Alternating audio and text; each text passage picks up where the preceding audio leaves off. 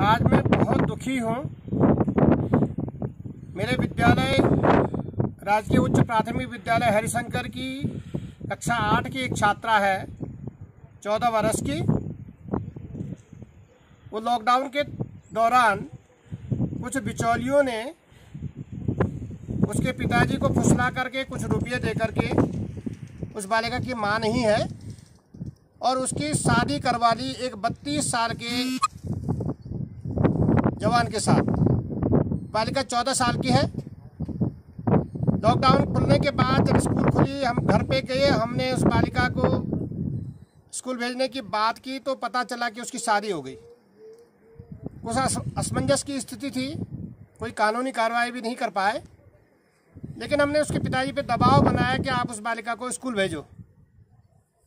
आजकल परीक्षाएं चल रही हैं और हमने हमारे दबाव पे, वो बालिका का कहना है कि मैंने अपने पिताजी को फ़ोन भी किया और तब मेरे पिताजी मुझे लेने आए। तो उसकी दयनीय स्थिति को देख करके अब उसके पिताजी भी रो रहे हैं। वो जो 32 साल का उसका दूल्हा बताया जा रहा है, वो शराब पी करके आता है, किसी फैक्ट्री में मजदूर है और उसकी पिटाई करता है। होली के दिन उसने उस पर मिर्तेल छिड़क करके आग लगाने की कोशिश भी की। पता किया तो कोई उनके गांव का ही बिचौलिया बन करके और 6000 रुपये उसके पिताजी को दे करके और उसको शादी के नाम पे बेच दिया गया है। बहुत दर्दनाक कहानी है उसकी। उसका मैंने एक वीडियो बनाया है, उसको मैं शेयर नहीं कर सकता, लेकिन एक गुरु होने के नाते मैं, समाज में ये एक पहली घटना नहीं है। प्रशासन के नाक के नीचे अकेले पोखरी में दर्जनों ये केस हो गए हैं। जब मुजफ्फरनगर, बिजनौर, मेरठ, हरियाणा से कारों में भर करके आते हैं, 50,000, 1 लाख, 1.25 लाख, 1.5 लाख तक रुपया देते हैं गरीबों को और उनकी बालिकाओं को ले जाते हैं। पता ये भी चल रहा है कि वो कुछ दिन उनका उपभोग करके और उनको बेच देते हैं या उनके हाथ पैर तोड़ करके, उनको लगड़ा करके उनको उनसे भीख मंगवाते हैं। इस तरह का एक रैकेट काम कर रहा है और पूरे उत्तराखंड के पहाड़ी जिलों में खासकर गरीबों को टारगेट करके ऐसा हो रहा है और सबके संज्ञान में है। मैं प्रशासन से आग्रह करता हूँ, समाज सेवी से आग्रह करता हूँ, अरे गरीबी होगी लेकिन ऐसा तो नहीं है कि हम बच्चों को बेच दें। यह है आज़ादी। प्रशासन के संज्ञान में होते हुए भी इन पर कार्रवाई क्यों नहीं होती है? मैं निवेदन करता हूं कि यह प्रकरण बहुत संवेदनशील प्रकरण है। मैंने उस बालिका को आश्वस्त किया है कि बेटे हम आपको पढ़ाएंगे, आपकी इस आगे की ज़िंदगी का जिम्मेवारी लेते हैं। वो रोती है, बोलती है मैं अब वहाँ नहीं जाऊँगी, और मैंने मना भी कर दिया था। इन्होंने ज़बरदस्ती मेरी शादी करवाई है।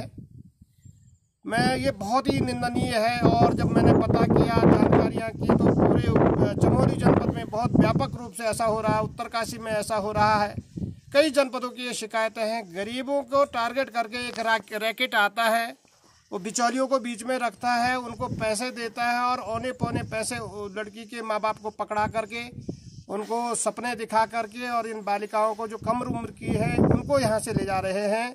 ये बहुत ही निंदनीय है।